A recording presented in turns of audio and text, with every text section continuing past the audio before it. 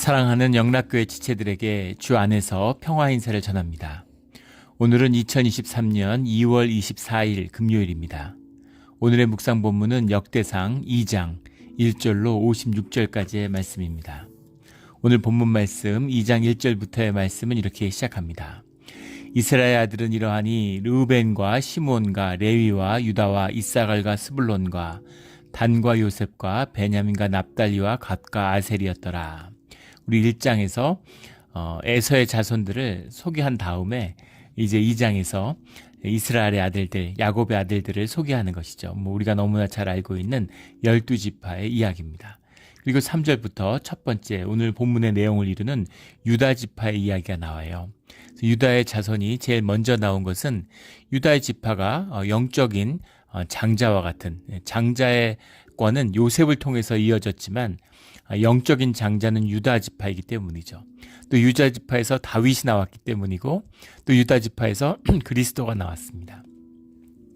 유다 지파의 의미는 이스라엘 역사 가운데 참으로 크다고 할 수 있죠. 더 중요한 것은 회복된 제2성전식이 바벨론 유수가 끝나고 돌아와서 회복된 이 예루살렘은 사실은 유다 지파와 이제 베냐민 지파, 근데 사실은 유다 지파가 주류가 된 유다 지파, 유다 왕국, 북쪽의 10지파와 남쪽의 유다 베냐민 지파로 갈라졌고 이스라엘이 멸망한 다음에 완전히 이제 이방화되었죠.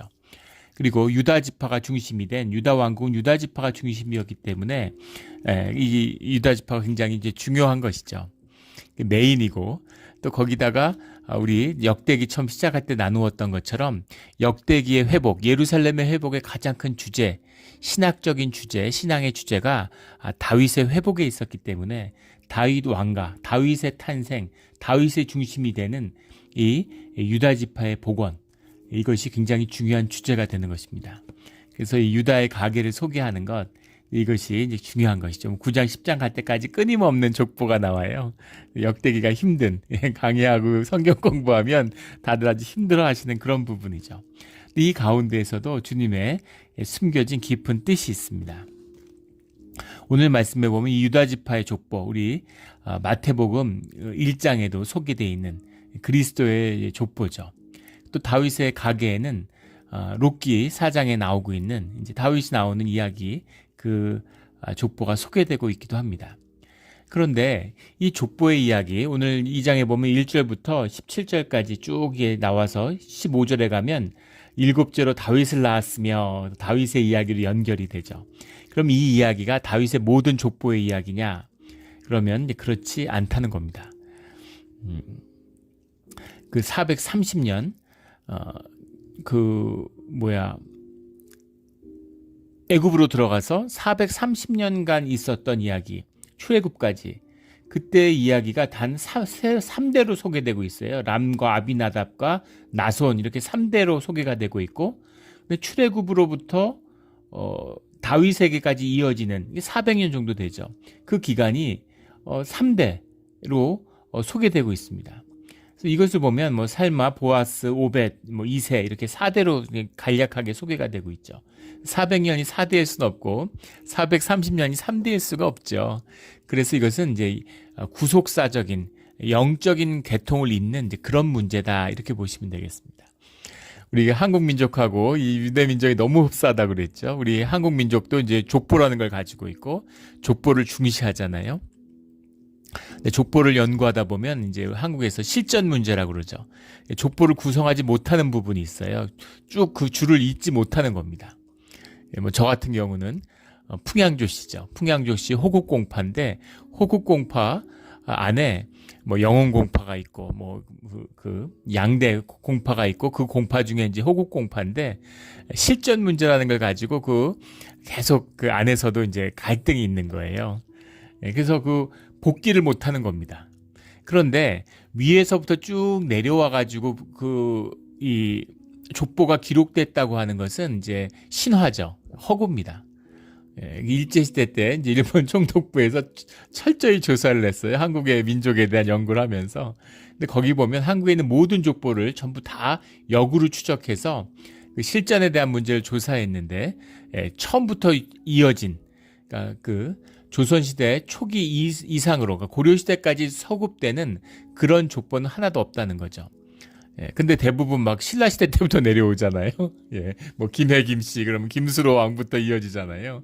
근데 그건 전부 다 후대에서 이제 만들었다 이런 이야기죠. 물론 그 종친 사람들이 들으면 막 이제 격분할 그러겠지만 그 이제 사실은 역사의 실제라는 것이죠. 그렇다고 의미가 없는 것이냐? 아닙니다. 그 의미가 그것을 있는 그대로의 사실이야. 그런 의미가 아니죠. 성경도 마찬가지죠. 뭐 창세기에서 아담과 이브를 만들었는데 그 진흙으로 만들어가지고 그게 우리가 생각하는 그런 현상적인 일이 아니잖아요. 하나님이 진흙으로 이렇게 반죽을 하시겠습니까? 우리 인간이 이해할 수 있는 인간의 경험 속에서 받아들일 수 있는 그런 표상으로 말씀을 증거해 주시는 거죠. 주님의 말씀을 우리가 어떻게 들어요? 주님이 우리의 경험, 우리의 언어, 우리의 문화, 우리의 두뇌, 뇌, 우리의 이해 정도에 맞추어 주시는 거죠. 주님의 계시를.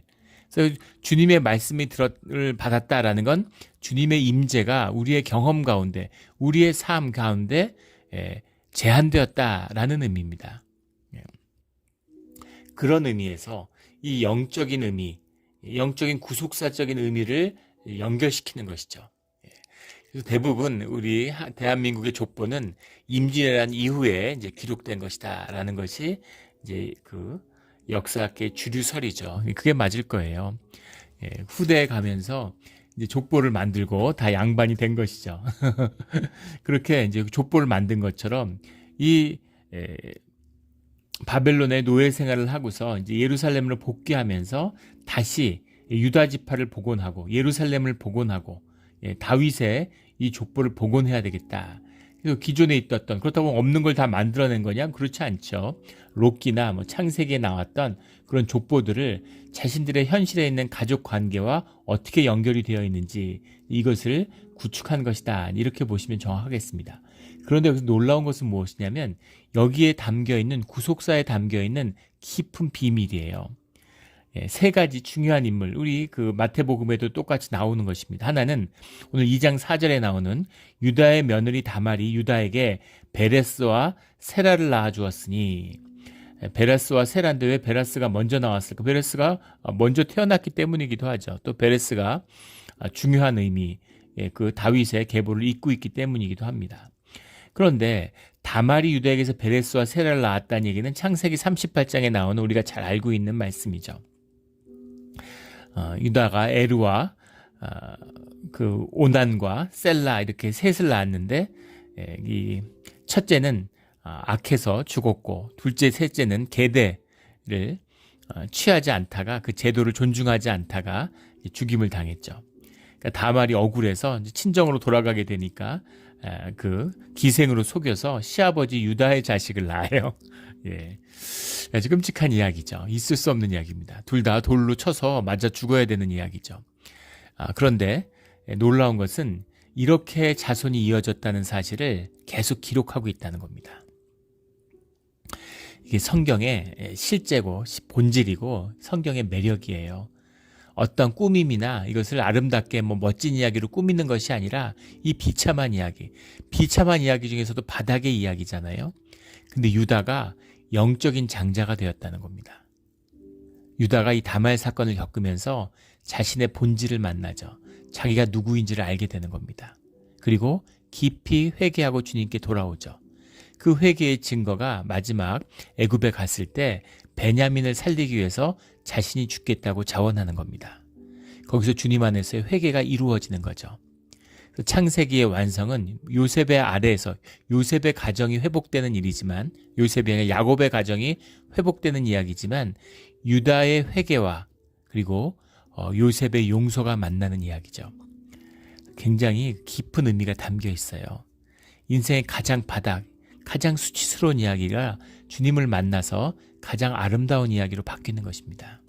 이것이 우리의 신앙이죠. 우리가 비참했던 어떤 삶을 살았던 어떻게 망했던 아무 상관없습니다.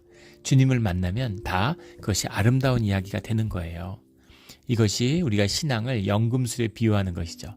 뭘 들고 왔던 다 주님 안에서 금으로 바뀌는 겁니다. 존귀함으로 바뀌는 것이죠. 영원한 가치와 의미로 바뀌는 것입니다. 이것이 유다 다말 이야기의 비밀이죠.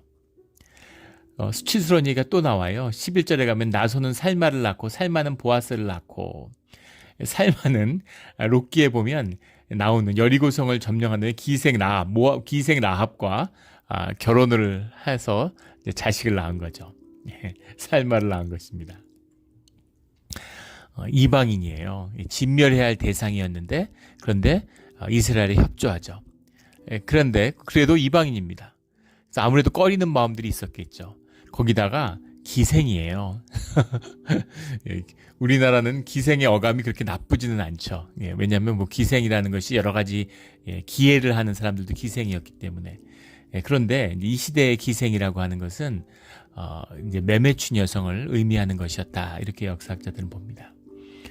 매매춘 여성과 결혼을 한다. 매매춘 여성에서 자손을 낳는다. 이런 일은 역사학 동서고금을 막론하고 이런 일에 떳떳해하는 사람들은 아마 찾기 어려울 거예요. 이것이 그대로 성경에 이어지고 뭐 롯기에도 또 여기 역대기에도 이어지고 나중에 마태복음 가운데서도 그리스도의 계보 가운데 이어지고 있다는 겁니다. 살마는 보아스를 낳았고 보아스는 오벳을 낳았고 근데 보아스도 모압 여인 롯과 결혼을 했죠. 이방인과 결혼을 했습니다. 그래서 오벳을 낳았죠. 이방 여인과 결혼한다는 것, 가나안의 사람들과 섞인다는 것을 가장 터부시하는 것이잖아요. 그런데 이방 여인과 결혼을 하고 또 기생 사이에서 자식이 나고 며느리가 시아버지하고 사이에서 자식이 나서 이어졌다. 지우고 싶지 않겠어요? 세상에 가족 안에 어느 가족이나 감추어진 비밀이 있죠. 그걸 다 수치스러워하는 비밀들이 숨어 있어요. 한꺼풀만 벗기면 가족이 모두 침묵하는 비밀이 있습니다. 저희 어머니는 오남 일녀의 이제 고명딸이죠. 그로 태어나셨는데 어머니가 중학교밖에 안 나오셨어요. 어머니가 중학교밖에 안 나왔다는 사실을 제가 안 게 몇 년 안 됐습니다. 예. 아버지가 이제 돌아가시기 전에 미국에 와 계실 때, 미국에 계실 때 뭐 이제 대화를 많이 하다가 우연히 그 얘기를 아버지가 하시더라고요. 아버지도 그 말씀을 하시는데 좀 꺼렸습니다. 그리고 한 번도 지금까지도 어머니는 그 얘기를 안 하세요. 또 어머니가 얘기 안 하시는데 뭐 그 얘기를 굳이 꺼내서 어머니 뭐 중학교만 나오셨다면서요? 그럴 필요는 없죠. 그래서 물어보지 않은데 어머니가 그 얘기를 평생 자식들에게 안 하셨다는 거에 굉장히 놀랐습니다. 어머니가 뭐 중학교를 나오셨던 초등학교만 나오셨던 아니면 학교를 아예 안 나오셨던 그게 무슨 상관이 있어요? 아무 상관이 없고 그게 무슨 의미가 있겠습니까? 예. 그런데 뭐가 달라지겠어요? 근데 어머니가 그 사실을 평생 자식들에게조차도 이야기하지 않으셨다는 거죠. 그 얘기는 뭐겠어요? 어머니가 그거를 내면적으로 부끄러워하거나 그러니까 수치스러워하는 부분이 있었다고 짐작할 수 있겠죠. 그런데 삼촌들은 다 대학을 나오고 서울에 유학하고 그랬는데 저희 큰 외삼촌, 둘째 외삼촌이 좀 요절했습니다. 그게 굉장한 가정의 트라우마가 됐어요. 할아버지, 할머니가 그 충격 때문에 자식들을 이제 묶어두고 품 안에 두고 그런 걸 이제 굉장히 강박적으로 그런 게 있었고 그 다음에 시골에서 자랐으니까 고등학교를 다니기 위해서는 대구로 나가야 되는데 시내로 보낸다는 게 딸이고 엄두가 안 나고 또 외지로 내보냈다가 죽으면 어떡하나 하는 두려움도 있었고 어머니가 셋째였는데 그래서 이제 품 안에 두고 이제 자란 거죠. 그 부모의 트라우마 안에 자식을 가둔 겁니다. 비극적인 상처고 비극적인 사건이죠. 사촌들과 큰 외할아버지도 계셨는데 큰 외할아버지의 자녀들은 다 뭐 유학을 하고 또 이모들은 서울에서 다 대학을 나오고 그랬어요. 딸들인데. 그러니까 같은 사촌들인데 다 뭐 유학을 가고 그래서 어머니가 심지어는 밥도 안 먹고 막 금식을 하면서 죽겠다고 이렇게 했는데도 어머니가 하시고자 하는 건 뭐 고명딸이니까 정말 눈에 넣어도 아프지 않은 어머니가 시집을 가니까 평생 살았던 그 시골에서 그걸 버리고 시골을 떠나서 외할아버지 외할머니가 어머니 옆집으로 이사를 와서 저희 어릴 때도 항상 이제 외할머니가 가까이 살고 저희 집에서 뭐 저희들 키우다시피 하셨죠. 그렇게 사랑을 많이 받고 자라셨는데 그것만은 이제 용서하지 않았다는 겁니다. 뭘 얘기하려고 하는 거냐면 그런 이야기, 사실은 작은 이야기일 수 있죠.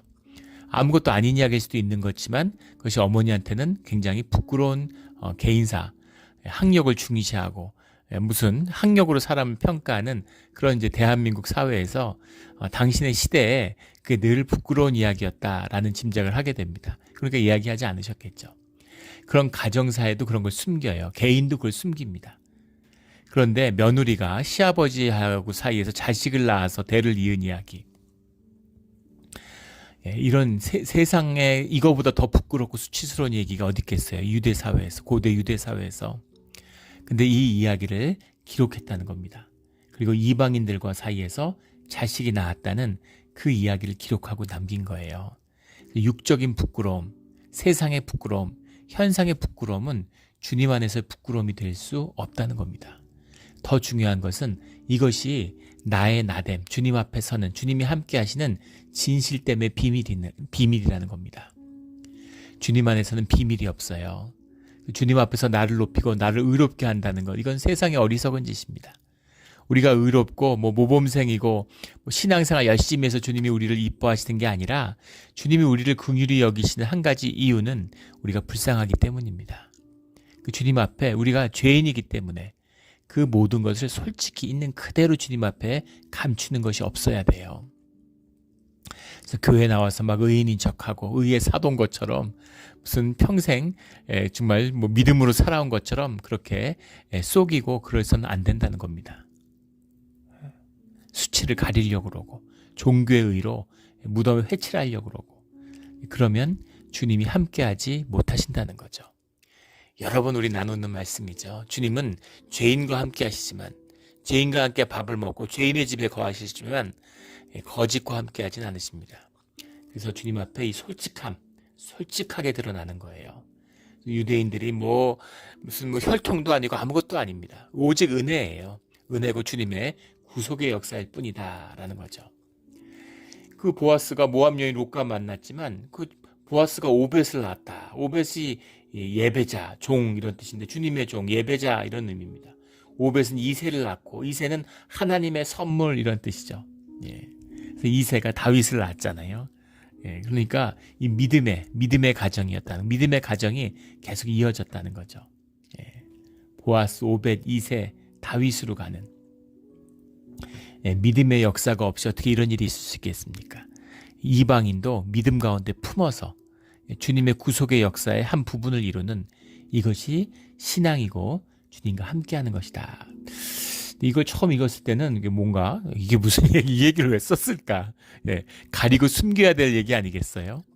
숨기고 숨겨서 아무도 모르는 이야기가 돼야 되지 않겠습니까? 그런데 이야기를 왜 이 아픈 이야기, 이 수치스럽고 부끄러운 얘기를 밝히고 또 밝혔을까? 이 이야기가 자랑스러워서가 아니라 이 이야기가 꼭 있어야 되는 이야기에서가 아니라 이 비밀조차도 주님 안에서 용납되고 주님이 은혜의 역사로 구속의 역사로 바꾸어 주셨다는 것을 명심해라 라는 거죠. 이것이 우리 구원의 비밀입니다. 이것이 은혜의 비밀이에요. 잘나고 똑똑하고 뭐가 있어서 구원받은 사람은 단 한 명도 없습니다. 오직 주님의 은혜고 주님의 은혜를 받는, 주님의 은혜를 떠나지 않는 비밀은 우리의 진실함과 자원하는 심령, 예배자의 비밀에 있는 것이다 라는 거죠.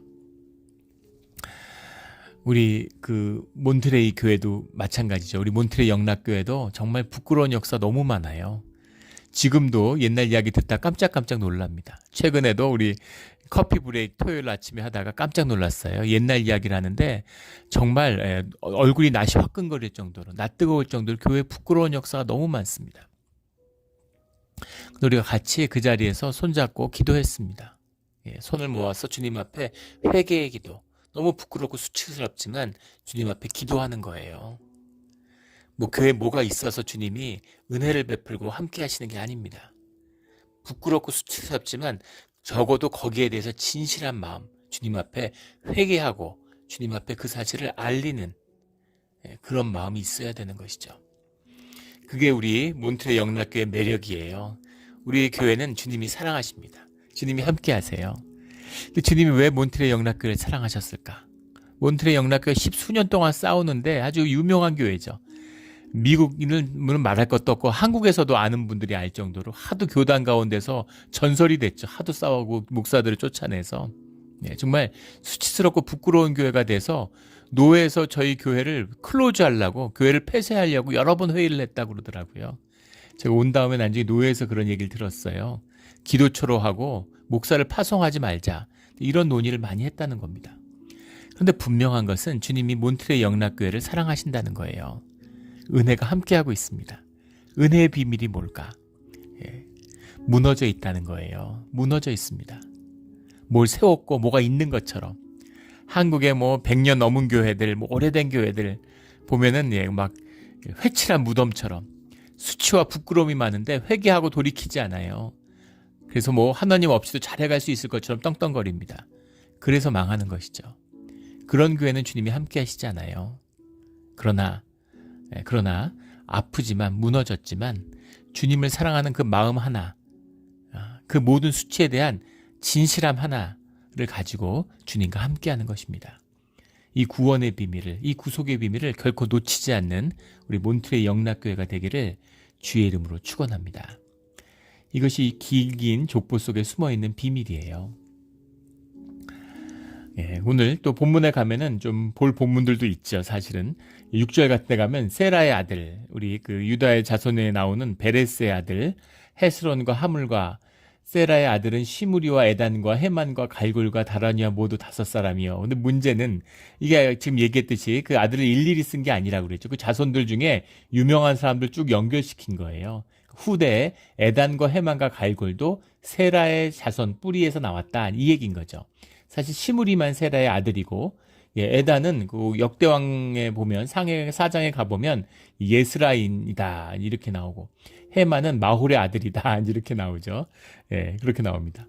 그런데 문제는 뭐냐면 에단은 시편 89편의 저자로 소개되어 있고, 헤만은 시편 88편의 그 저자로 나와 있습니다. 그런데 우리가 잘 아는 것처럼 시편 88편과 89편은 고라 자손 시다, 찬송시다 이렇게 나와 있어요. 그렇다면 그 에단과 헤만은 레위 지파가 아니냐, 이런 거죠. 고라의 자손이니까. 그런 이제 혼란이 오는 겁니다. 그런데 그것도 시편 88편과 89편을 헤만과 에단이 만들었겠죠. 그리고 후에 고라 자손이 레위 지파니까 시편을 찬송하는, 찬송에 이제 특화된 사람들이다, 이렇게 보면 되겠습니다.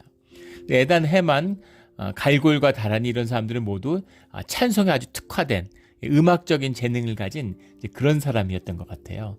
그래서 그런 사람들이 너무나 잘 알고 있는 그런 사람이죠. 그런 사람들이 모두 베레스의 계통에서 나온 사람들이다, 유다 지파의 사람들이다 라는 걸 기록하고 있는 것이죠. 7절에 갈미의 아들 아가리니 그는 진멸시킬 물건을 범하여 이스라엘을 괴롭힌 자이며, 이것도 마찬가지죠. 진짜 부끄럽고 수치스러운, 유다 지파에서는 꼭 감추고 싶은 이야기지만 꼭 나오는 이야기다라는 겁니다. 여호수아 7장에 나오는 아골 골짜기 얘기죠. 근데 원래 이름은 그 아간인데 이 아갈이라는 게 아크르라는 말이 이제 재앙이라는 말이잖아요. 재앙의 골짜기, 아골 골짜기의 그 아크르죠. 그래서 아간인데 이름을 그냥 아갈로 바꿔버렸어요. 아갈의 골짜기. 그래서 아갈이다 이렇게. 우리말로도 아갈이 어감이 안 좋죠. 아크르입니다. 아크르라는 게 재앙이다, 그의 아들은. 그래서 이 범죄함, 헤렘이라고 하는 주님께 드려야 할 구별된 물건, 이것을 이제 자기 장막에 숨겼다가 이제 재앙을 불러온 그런 자죠. 그 자도 기록하고 있는 것입니다. 다윗의 가계가 나오는데 헤스론이 낳은 아들은 여라무엘과 람과 굴루베라. 근데 이 굴루베가 오늘 길게 소개되고 있는 18절부터 24절에 나오는 헤스론의 아들 갈렙 할 때 이 갈렙입니다. 헤스론의 아들 갈렙이라는 이름이 너무 유명하죠. 우리 그 여호수아서에 나오는, 출애굽에 나오는 여분네 아들 갈렙이 있죠. 다 완전히 다른 사람입니다. 이름만 같지. 그 사람은 여분네 아들이고 이건 헤스론의 아들이에요. 갈렙의 이야기가 이제 올해 소개되어 나와 있고, 여라무엘과 람과 굴루베인데, 람, 둘째 아들 람의 후손으로 이제 다윗의 계통이 이어지는 거죠. 근데 25절에 가면 헤브론의 맏아들 여라무엘의 아들은 맏아들 람과, 이 람은 지금 10절에 나오는, 9절에 나오는 람과는 다른 사람입니다. 그러니까 삼촌 조카 사이겠죠. 그래서 이 람을 통해서, 둘째 아들을 통해서 이어져요. 근데 여라무엘이라는 것이 이제 처음에 람이 나오고, 그 다음에 갈렙이 나오고, 여라무엘이 마지막에 소개가 됩니다. 여라무엘은 왜 이렇게 마지막으로 밀렸을까? 맏아들인데. 남유대 네게브라고 하는 남유대 평야지대에 이 여라무엘의 후손들이 살았는데 케나이트라고 그러죠. 겐 족속이라고 나오는 성경에 이 겐 족속하고 이것이 나중에 혼합이 되었다고 그래요. 그래서 유다 지파와 이 유다의 정체성을 이제 상실해 버린 것이죠. 그래서 이제 유다 지역에 많이 살고 있습니다. 이런 이제 말씀들이 뒤에 갈렙의 자손에도 좀 나오는데 이 25절부터 55절에 가면 이제 수많은 족보들이 쭉 이어지고 있어요. 이걸 뭐 하나하나 다 풀 필요는 없습니다. 뭐 그 의미를 취하는 것이죠. 그런데 보면 42절에 여라무엘의 아우 갈렙의 아들 곧 아들은 메사이니 10의 아버지요. 근데 여기 10이라고 하는 거는 이제 지명이죠. 10의 아버지 근데 사람이 아니라 지명입니다. 독특하게. 10이란 땅을 일군 사람이다. 그 아들은 마레산이 헤브론의 아버지며 여기서 헤브론도 지명으로 유명한데 또 여기 헤브론은 지명이 아니라 인명입니다. 이런 헷갈리는 게 있는데 사실은 뭐 놓쳐도 큰 의미는 없어요. 근데 문제는 무엇이냐면 여기 쭉 나오고 있는 사람들의 지명들이 팔레스타인의 지명과 굉장히 많이 일치하고 겹친다는 겁니다. 그래서 어떤 정황인지를 짐작해 볼 수 있겠죠. 예루살렘으로 돌아와서 이제 예루살렘만 있는 거예요. 유다 왕국이 아닙니다. 예루살렘에만 돌아와서 이 귀향민들 이 바벨론의 유세에서 돌아온 자들이 유다의 지파를 재건하고 유다 왕국을 재건하려고 하는 거예요. 그런데 여러 족보가 70년이 섞였으니까 얼마나 많이 섞였겠어요. 특별히 또 그 지역에 그 지역 시골 지역이나 그 지역에 얼마나 그 혼합이 많았겠습니까? 예.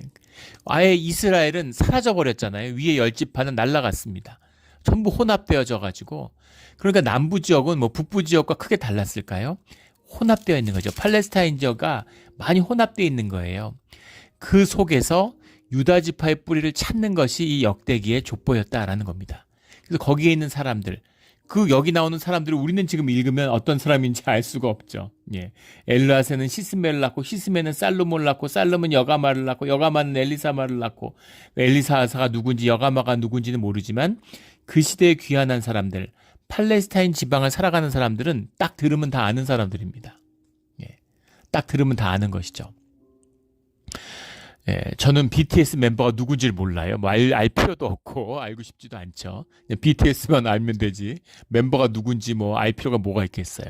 그런데 예, 세계 10대들은 그 BTS의 멤버를 다 안다는 겁니다. 예. 뭐 프랑스에 살던 에스토니아에 살던 뭐 무슨 인도에 살던 무슨 콜롬비아에 살던 예, 10대들이 다 알아요. 그 이름들을. 예. 또 한국에 무슨 G드래곤인가 뭐 이런 그런 아이돌 그룹 가수인데 그 가수가 군대를 갔는데 군대를 가서 제대하는 것을 이제 유튜브로 실시간 중계를 했다는 겁니다. 이제 기사에서 읽었는데 그것을 6억 명이 실시간으로 유튜브로 시청했대요. 한국 군대를 갔는데 한국 가수가 그걸 제대하는 동영상을 세계 인구가 80억입니다. 근데 6억 명이 시청을 했다는 거예요. 예. 군대 나오는 게 뭐 뻔하지 그걸 볼 게 뭐가 있겠어요. 군대 나와서 반가워서 그랬는지 그걸 왜 봤는지. 예.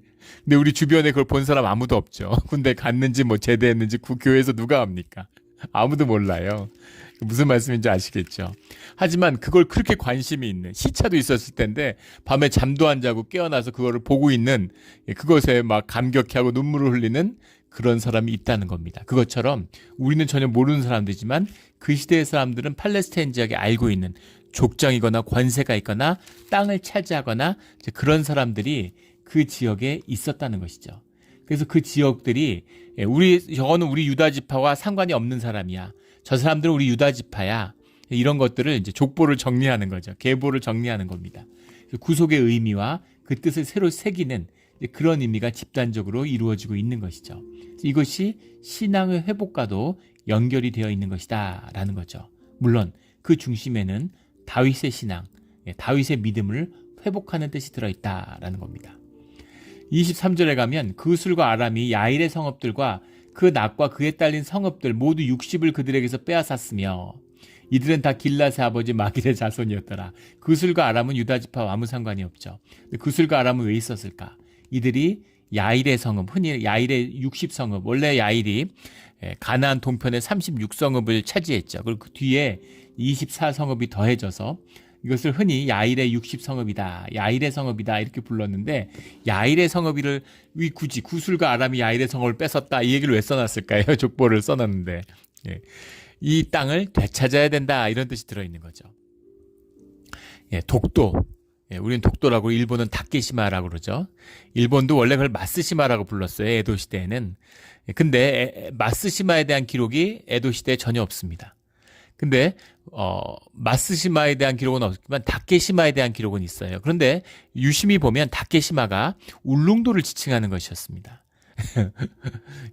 울릉도에는 낚시하러도 오고 그랬던 거죠. 근데 그 독도에는 뭐 거기다 배를 정박할 수 있습니까? 사람이 살 수가 있나요? 그러니까 완전히 안중에 없던 도시였던 것이죠. 섬이었던 것이죠. 그러면 조선은 관심이 있었을까?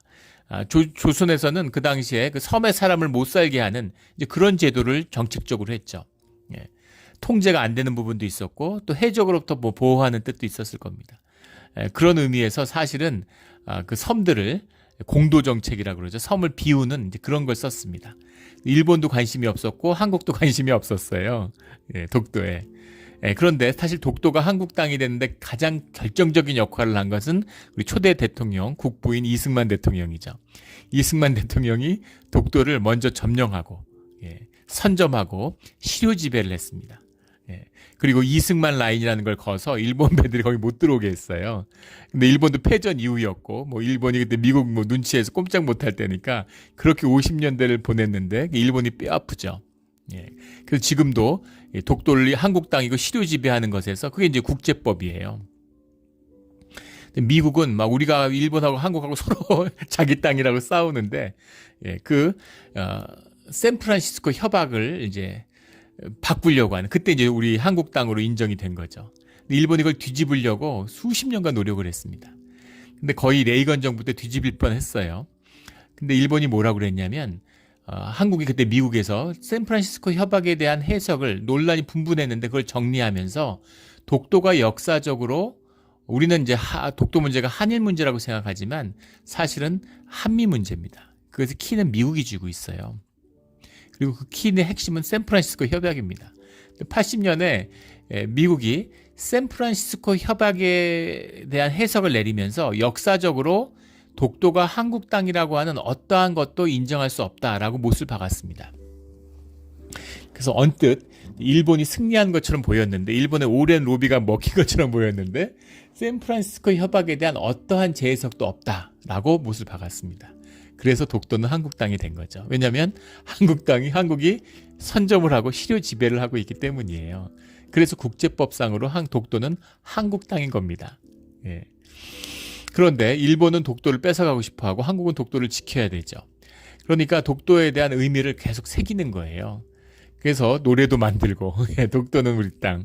그래서 신라 장군 이사부가 삼국 사기에서 신라 장군 이사부가 우상국을 점령한 그 얘기가 소환되는 거죠.